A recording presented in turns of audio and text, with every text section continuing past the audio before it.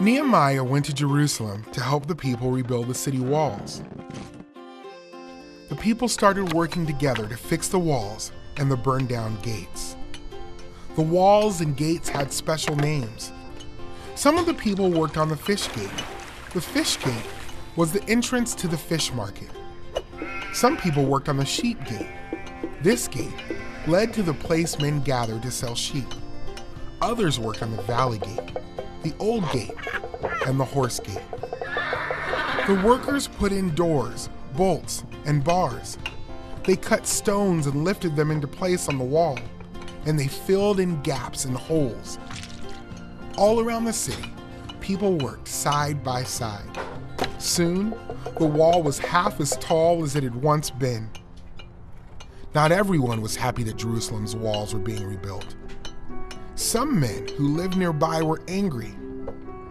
Sanballat and Tobiah mocked the people. Sanballat said, "What do these people think they are doing? These walls are just piles of trash and dirt. They can't be rebuilt." Nehemiah prayed.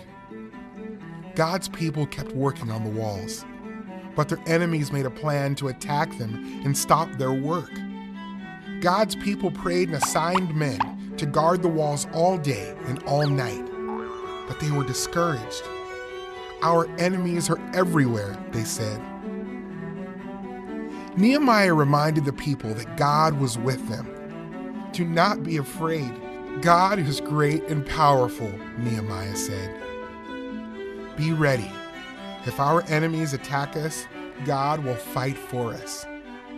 Sanballat and Tobiah could threaten God's people, but they could not make God's people stop building. Sanballat and Tobiah were not in charge of rebuilding the wall. God was. So God's people went back to work. Some stood guard with weapons and others worked on the wall. Some men worked with one hand and held a weapon in the other. They were always ready to fight, just in case. Nehemiah was a wise and good leader of God's people while they worked. He helped them solve any problems they had, and he did not give in to their enemies. The people kept working very hard. In just 52 days, the wall was complete. The gates were repaired, and the wall was restored. When all of Jerusalem's enemies heard that the wall had been rebuilt, they were afraid because they knew God was with his people. Nehemiah led the people to rebuild the walls around Jerusalem to protect them from their enemies.